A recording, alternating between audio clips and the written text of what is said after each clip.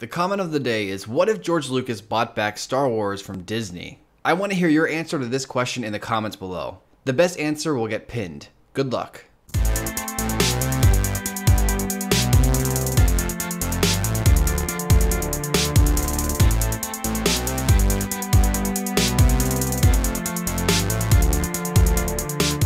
Before we even begin this video, I just wanted to ask you guys a quick question. You can either write down the answer in a piece of paper or just leave it in your head, or you can leave it in the comments below too. This is the question. What is the best way to watch the Star Wars films? So go ahead, write your answer down, or remember it, whatever you want to say.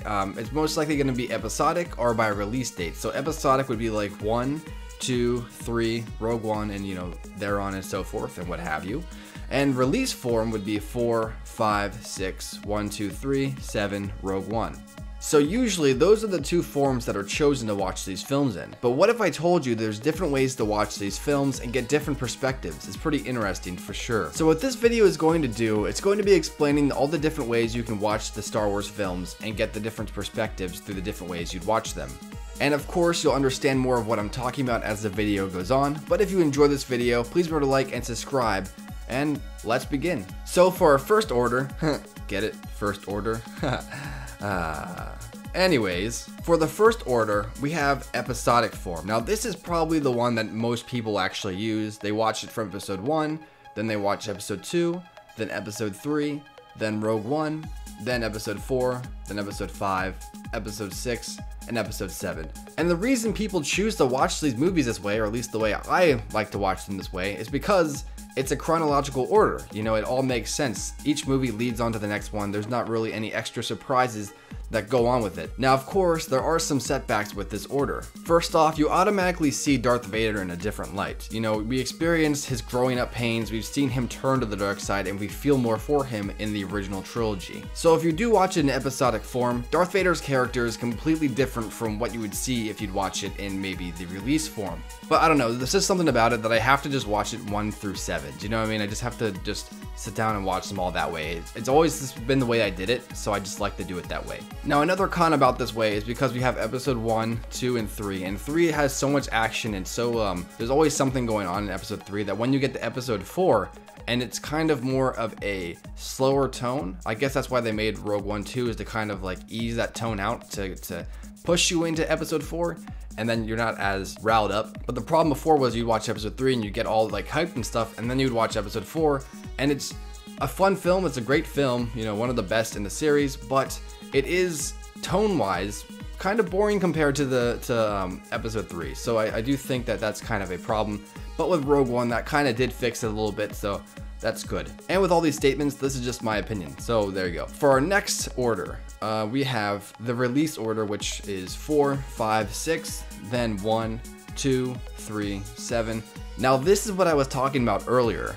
Episodic form will kind of show you more of Anakin before he was Darth Vader, so you kind of feel more for Vader later. This time, you definitely don't feel for Vader. You kind of have like a clean slate, you hit the wall, and Vader's a bad guy. And then we say 4, 5, and 6, and so we kind of experience, oh wait, Vader is Anakin, oh okay.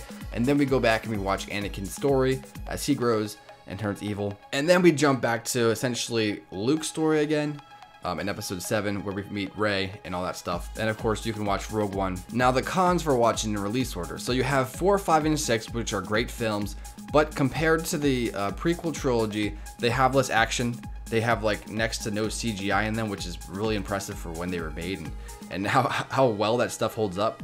Compared to like episode 1's and episode 2's CGI gets a little messy here and there, but it's different type of tone going on too. I always said that episode 4 through 6 felt more like a space fantasy or a space odyssey, and episode 1 through 3 feels more like a science fiction, and I think that's something that really makes people mad. An example of this is in episode 4 through 6, the Force was explained as being this magical thing that's through, that lives in everything and flows through you and all that stuff. And in episode 1 through 3, it's explained through scientific form with midichlorians, and something that people really hate. I don't really think it's that big of a deal. A lot of people are really against that. So that's a good example of what I mean when I say one half is space odyssey and the other half is science fiction. So episodic order and release order are definitely like the two most used forms of watching these films, but there are different ones. So let me jump into the third most famous one. This is the Machete Order. Now, if you haven't heard of the Machete Order, it's pretty interesting. So first, it starts with episode 4.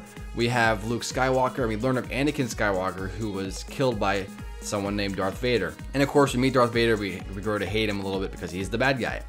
Then episode 5 comes along, and at the end we find out, wait a second, Darth Vader is Anakin Skywalker. Oh my gosh, how'd that happen?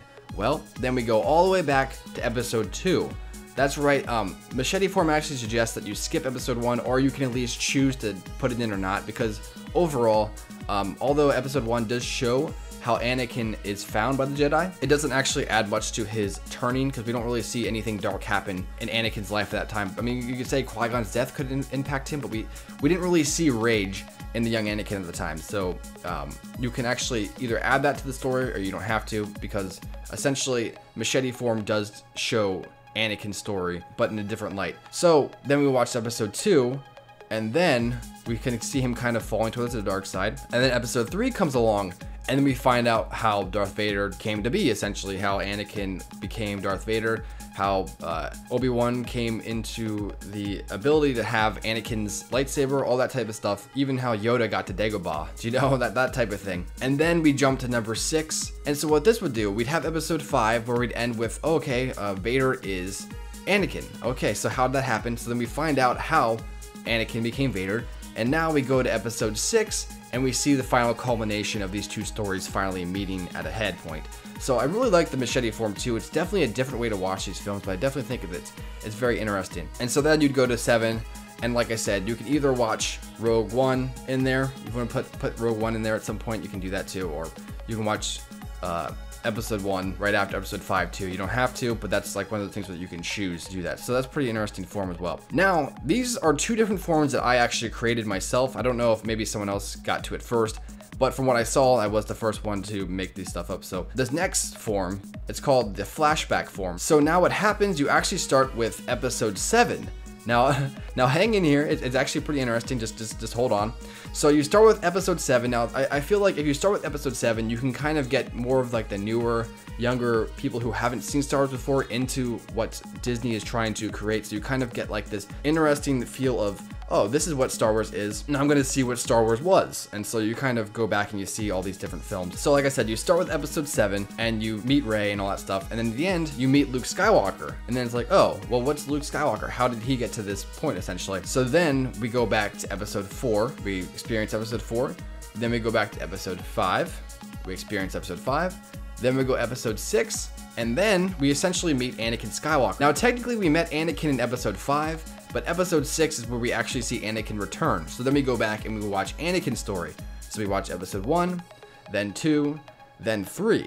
And then we go back and we'd watch like Rogue One if you want. You don't have to really throw that in, but you can. And then after you'd watch episode 3, that's when The Last Jedi would come in and you'd watch episode 8. Because now we've seen everyone's story up to this point. We know the characters, we're good to go. You know, so I think that'd be a pretty interesting way of watching the films. And now for the final order that I came up with. This one's very similar to the Machete form, but it kind of switches up the placements and stuff.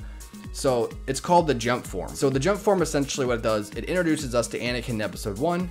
Then we kind of see him grow in episode 2, kind of get closer to the dark side, but we don't really notice that as much, especially if you're a newer watcher. Then you watch Rogue One. Now this, of course, would then introduce you to episode 4, where you meet Luke Skywalker and you find out in the beginning that Anakin Skywalker was killed by Darth Vader. We see Darth Vader, we hate him because he killed Anakin, the character that we got more invested with in episode 1 and 2. And now we have episode 5, where we find out, holy crap, Vader is Anakin. How'd that happen? Well, then we go back to episode 3, where we finally finish that storyline and we see how exactly Anakin became Darth Vader. And then you'd go back and you'd see that story come to a head point again in episode 6, and then you'd watch episode 7. And like I said, you can include Rogue One in there, but you don't have to. So those are all the different ways to watch these movies. Of course, there's more. You can just watch them in random order too. You know, it's your life. You can choose to do whatever you want. But I think these are the most efficient ways to watch these films. So go ahead, let me know in the comments below which way is the best way to watch the Star Wars movies for a newer user or for someone who hasn't watched it for a very long time. Let me know in the comments below. Please remember to like and subscribe for more videos. And until next time, guys, I'll see you tomorrow. Peace.